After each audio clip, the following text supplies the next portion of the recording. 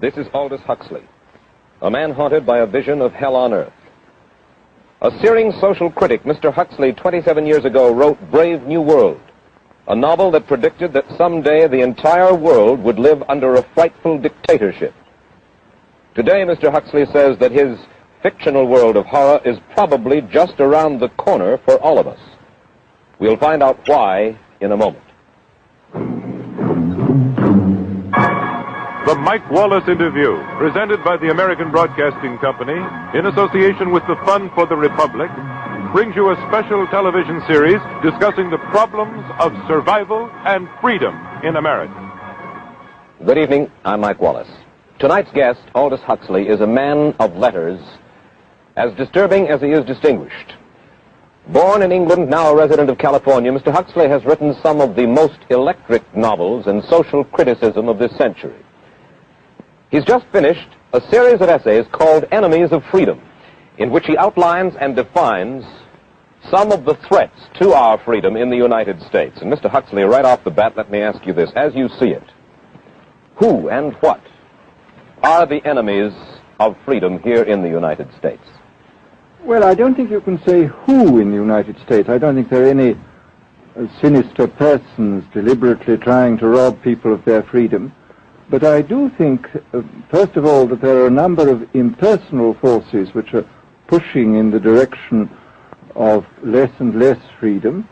And I also think that there are a number of technological devices which anybody who wishes to use can use to accelerate this process of going away from freedom, of imposing control. Well, what are these forces and these devices, Mr. Huxley? I should say that there are two main impersonal forces. The first of them is not exceedingly important in the United States at the present time, though very important in other countries. This is the force which in general terms can be called overpopulation, the mounting pressure of population pressing upon existing resources. This, of course, is an extraordinary thing. Something is happening which has never happened in the world's history before. I mean, let's just take a simple fact that between the time of the birth of Christ and the landing of the Mayflower, the population of the Earth doubled. It rose from 250 million to probably 500 million. Today, the population of the Earth is rising at such a rate that it will double in half a century. Well, why should overpopulation work to diminish our freedoms? Well, in a number of ways. I mean, the experts in the field, like Harrison Brown, for example, pointed out that in the underdeveloped countries, actually the standard of living is at present falling, that people have less to eat and less goods per capita than they had 50 years ago. And as the position of these countries, the economic position, becomes more and more precarious, obviously the central government has to take over more and more responsibility for keeping the ship of state on an even keel. And then, of course, you're likely to get social unrest under such conditions, with again an intervention of the central government. So that I think one sees here a pattern which seems to be pushing very strongly towards a totalitarian regime. And unfortunately, as in all these underdeveloped countries, the only highly organized political party is the Communist Party, it looks rather as though they will be the heirs to this unfortunate process, that they will step into the position of power. Well, then, ironically enough, one of the greatest forces against communism in the world, the Catholic Church, according to your thesis, would seem to be pushing us directly into the hands of the communists because they are against birth control. Well, I think this strange paradox probably is true. There is it's an extraordinary situation, actually. I mean, one has to look at it, of course, from a biological point of view. The whole essence of biological life on Earth is a question of balance, and what we have done is to practice death control in a most intensive manner without balancing this with birth control at the other end. Consequently, the birth rates remain as high as they were, and death rates have fallen substantially. All right, then. So much for the time being, anyway, for overpopulation. Another force that is diminishing our freedoms.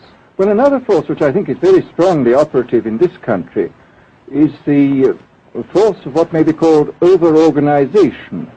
As technology becomes more and more complicated, it becomes necessary to have more and more elaborate organizations, more hierarchical organizations.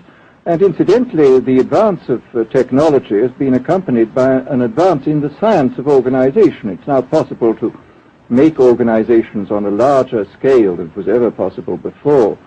And so that you have more and more people living their lives out as subordinates in these hierarchical systems controlled by bureaucracies, either the bureaucracies of big business or the bureaucracies of big government.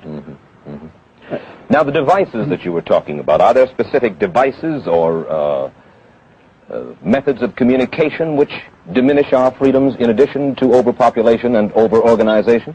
Well, there are certainly devices which can be used in this way. I mean, let us take, after all, a piece of very recent and very painful history is the propaganda used by Hitler, which was incredibly effective. I mean, what were Hitler's methods? Hitler used terror on the one kind, brute force on the one hand, but he also used a very efficient form of propaganda, which he was using every modern device at that time. He didn't have TV, but he had the radio, which he used to the fullest extent, and was able to impose his will on an immense mass of people. I mean, the Germans were a highly educated people. Well, we're aware of all this, but how do you equate Hitler's use of propaganda with the way that propaganda, if you will, is used, let us say, here in the United States? Are you suggesting that there is a parallel? Needless to say, it's not being used in this way now, but the point is, it seems to me, that there are methods at present available, methods superior in some respects to Hitler's method, which could be used in a bad situation. I mean, what I feel very strongly is that we mustn't be caught by surprise by our own advancing technology. This has happened again and again in history. Technology has advanced, and this changes social conditions, and suddenly people have found themselves in a situation which they didn't foresee and doing all sorts of things they didn't really want to do. Well, now, what do you mean? Do you mean that we develop our television, but we don't know how to use it correctly? Is that the point that you're making? Well, at present, the television, I think, is being used quite harmlessly. I think I would feel it's being used too much to distract everybody all the time. But, I mean, imagine, which must be the situation in all communist countries, where the television, where it exists, is always saying the same thing the whole time, is always driving along. It's not creating a wide front of distraction, it's creating a one-pointed drumming in of a single idea all the time. It's obviously an immensely powerful instrument. So you're talking about the potential misuse of the instrument. Exactly. We have, after all technology is in itself morally neutral. These are just powers which can either be used well or ill. It's the same thing with atomic energy. We can either use it to blow ourselves up, or we can use it as a substitute for the coal and the oil, which are running out. You've even written about the use of drugs in this light. Well, now, this is a very interesting subject. I mean, in this book that you mentioned, this book of mine, Brave New World, I postulated a substance called soma, which was a very versatile drug. It would make people feel happy in small doses. It would make them see visions in medium doses, and it would send them to sleep in large doses. Well, I don't think such a drug exists now, nor do I think it will ever exist, but we do have drugs which will do some of these things, and I think it's quite on the cards that we may have drugs which will profoundly change our mental states without doing us any harm. I mean, this is the pharmacological revolution which has taken place, that we have now powerful mind-changing drugs which, physiologically speaking, are almost costless. I mean, they are not like opium or like cocaine, which do change the state of mind, but leave terrible results physiologically and morally. Mr. Huxley, in your new essays, you state that these various enemies of freedom are pushing us toward a real-life, brave new world, and you say that it's awaiting us just around the corner. First of all, can you detail for us what life in this brave new world which you fear so much, or what life might be like? Well, to start with, I think this kind of the dictatorship of the future, I think will be very unlike the dictatorships which we've been familiar with in the immediate past. I mean, take another book prophesying the future, which was a very remarkable book, George Orwell's 1984. Mm-hmm. Well, this book was written at the height of the Stalinist regime and just after the Hitler regime. And there he foresaw a dictatorship using entirely the methods of terror, the methods of physical violence. Now, I think what is going to happen in the future is the dictators will find, as the old saying goes, that you can do everything with bayonets except sit on them. But if you want to preserve your power indefinitely, you have to get the consent of the ruled. And this they will do partly by drugs, as I foresaw in Brave New World, partly by these new techniques of propaganda. They will do it by bypassing the sort of rational side of man and appealing to his subconscious and his deeper emotions and his physiology even, and so making him actually love his slavery. I mean, I think this is the danger, that actually people may be in some ways happy under the new regime, but they will be happy in a situation where they oughtn't to be happy. But let me ask you this. You're talking about a world that could take place within the confines of a totalitarian state. Let's become more immediate, more urgent about it. We believe, anyway, that we live in a democracy here in the United States. Do you believe that this brave new world that you talk about could, let's say in the next quarter century, the next century, could come here to our shores? I think it could. I mean, that's why I feel it's so extremely important here and now to start thinking about these problems, not to let ourselves be taken by surprise by the new advances in technology. I mean, for example, in regard to the use of the drugs, we know there's enough evidence now for us to be able, on the basis of this evidence and using a certain amount of creative imagination, to foresee the kind of uses which could be made by people of bad will with these things, and to attempt to forestall this. And in the same way, I think with these other methods of propaganda, we can foresee and we can do a good deal to forestall. I mean, after all, the price of freedom is eternal vigilance. You write in Enemies of Freedom, you write specifically about the United States. You say this, writing about American political campaigns. You say, all that is needed is money and a candidate who can be coached to look sincere. Political principles and plans for specific action have come to lose most of their importance. The personality of the candidate, the way he is projected by the advertising experts, are the things that really matter. Well, this is... during the last campaign, there was a great deal of this kind of statement by the advertising managers of the campaign parties, this idea that the candidates had to be merchandised as though they were soap or toothpaste, and that you had to depend entirely on the personality. I mean, the personality is important, but there are certainly people with an extremely amiable personality, particularly on TV, who might not necessarily be very good in positions of political trust. Well, do you feel that men like Eisenhower, Stevenson, Nixon, with knowledge of forethought, were trying to pull the wool over the eyes of the American public? No, but they were being advised by powerful advertising agencies who were making campaigns of a quite different kind from what had been made before.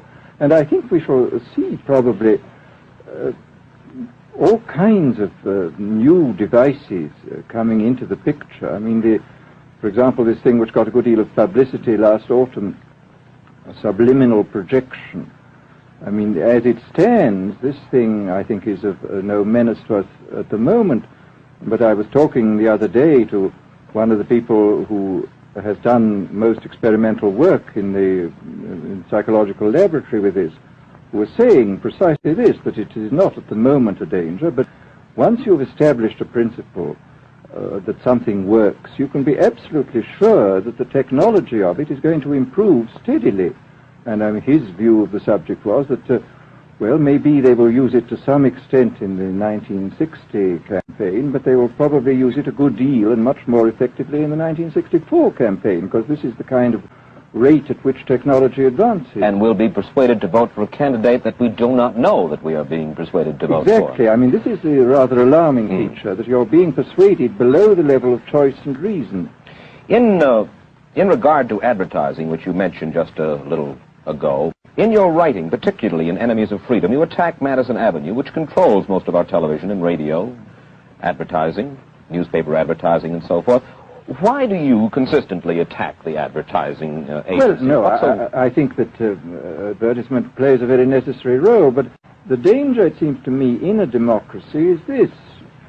I mean, what does a democracy depend on? A democracy depends on the individual voter making an intelligent and rational choice for what he regards as his enlightened self-interest in any given circumstance. But what these people are doing, I mean, what both for their particular purposes, for selling goods, and the dictatorial propagandists are doing, is to try to bypass the rational side of man and to appeal directly to these unconscious forces below the surface, so that you are, in a way, making nonsense of the whole democratic procedure, which is based on conscious choice on rational grounds. Of course, well, maybe you have just answered this next question, because in your essay you write about television commercials, not just political commercials, but television commercials as such, and how, as you put it, today's children walk around singing beer commercials and toothpaste commercials, and then you link this phenomenon in some way with the dangers of a dictatorship. Now, could you spell out the connection, or how do you feel that you have done so sufficiently? Well, I mean, here, this whole question of children, I think, is a terribly important one, because the children are quite clearly much more suggestible than the average grown-up. And again, suppose that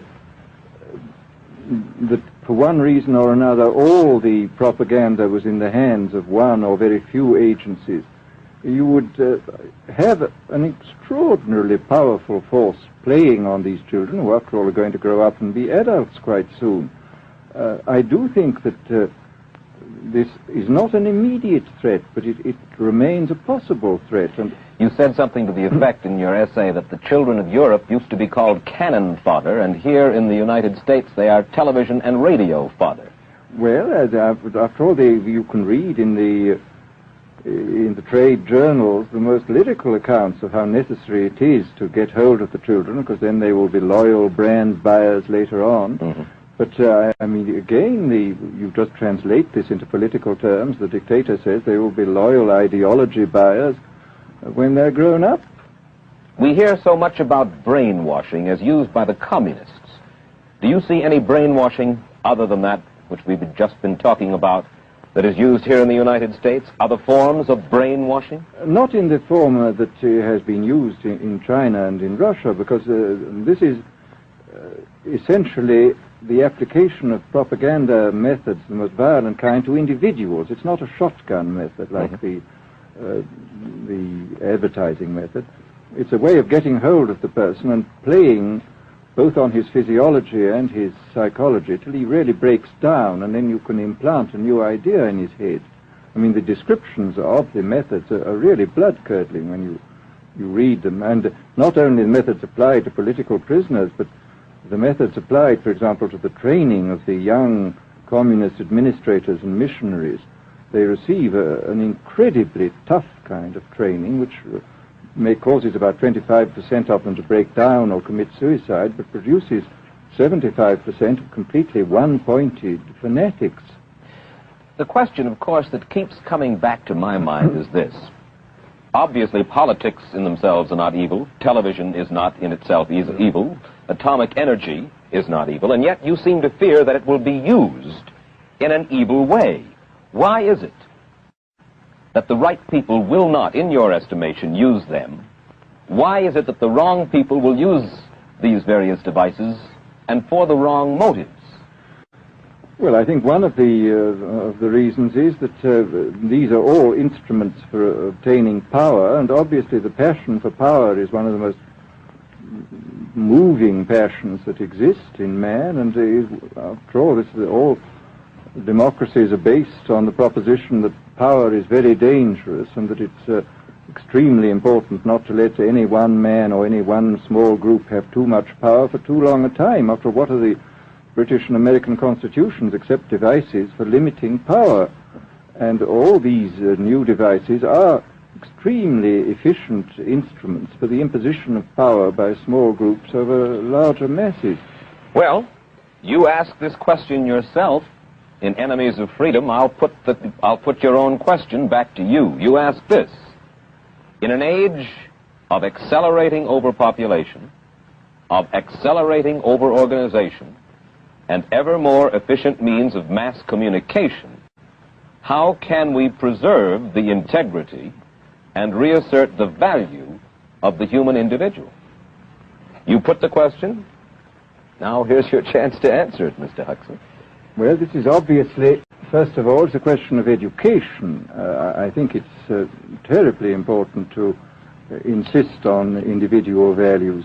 I mean, there is a tendency, as you probably read a book by White, The Organization Man, a very interesting and valuable book, I think, where he speaks about the new type of group morality, group ethic, which speaks about the group as though the group was somehow more important than the individual.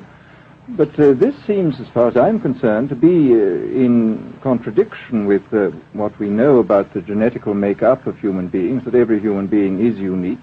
And it is, of course, on this genetical basis that the whole idea of the value of freedom is based. And I think it's extremely important for us to stress this in all our educational life. And I would say it's also very important to teach people to be on their guard against the sort of verbal booby traps into which they're always being led, to analyze the kind of things that are said to them. Well, I think there is this whole educational side, and I think there are many more things that one could do to strengthen people and to make them more aware of what was being done. You're a prophet of decentralization.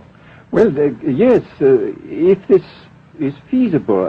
It's one of the tragedies, it seems to me. I mean, many people have been talking about the importance of decentralization in order to give back to the voter a sense of direct power. I mean, the voter in an enormous electorate feels quite impotent, and his vote seems to count for nothing.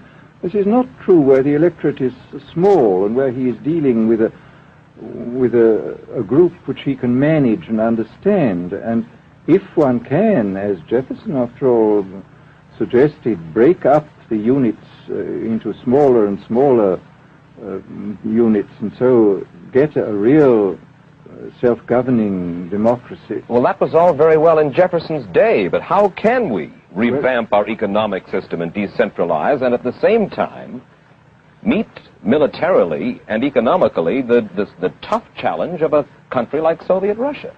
Well, I think the answer to that is that there are, it seems to me that the production, industrial production, is of two kinds. I mean, there are some kinds of industrial production which obviously need the most tremendously high centralization, like the making of automobiles, for example. But there are many other kinds where you could decentralize quite easily and probably quite economically, and that you would then have this kind of decentralized life. After all, you begin to see it now if you travel through the South, this decentralized textile industry which is springing up there. Mr. Huxley, let me ask you this, quite seriously. Is freedom necessary? As far as I'm concerned, it is, yes. Why? Is it necessary for a productive society? Yes, I should say it is. I mean, a genuinely productive society. I mean, I think you could produce plenty of goods without much freedom, but I think the whole sort of creative life of man is ultimately impossible without a considerable measure of individual freedom, that initiative, creation, all these things which we value, and I think value properly, are impossible without a large measure of freedom. Well, Mr. Huxley, take a look again at the country which is in the stance of our opponent anyway it would seem to be there, Soviet Russia. It is strong and getting stronger economically, militarily. At the same time, it's developing its art forms pretty well. It seems not unnecessarily to squelch the creative urge among its people, and yet it is not a free society. It's not a free society, but here is something very interesting, that those members of the society, like the scientists who are doing the creative work, are given far more freedom than anybody else. I mean, it's a privileged aristocratic society in which, provided that they don't poke their noses into political affairs, these people are given a great deal of prestige, a considerable amount of freedom, and a lot of money. I mean, this is a very interesting fact about the new Soviet regime, and I think what we're going to see is a people on the whole with very little freedom, but with an oligarchy on top enjoying a considerable measure of freedom and a very high standard of living. And the people down below, the epsilons down below, enjoying very little. And you think that that kind of situation can long endure? I think it can certainly endure much longer than a situation in which everybody is kept down. Because, I mean, they can certainly get their technological and scientific results on such a basis. Well, the next time that I talk to you then, perhaps we should investigate further the possibility of the establishment of that kind of a society, where the drones work for the queen bees up above. Well, but yes, but I must say I still believe in democracy. If we can make the best of the creative activities of the people on top, plus those of the people on the bottom, so much the better. Mr. Huxley, I surely thank you for spending this half hour with us, and I wish you Godspeed, sir. Thank you. Aldous Huxley finds himself these days in a peculiar and disturbing position. A quarter of a century after prophesying an authoritarian state in which people were reduced to ciphers, he can point at Soviet Russia and say, "I told you so." The crucial question, as he sees it now, is whether the so-called free world is shortly going to give Mr. Huxley the further dubious satisfaction of saying the same thing about us. Stay tuned for a preview of next week's interview. Till then, Mike Wallace, good night.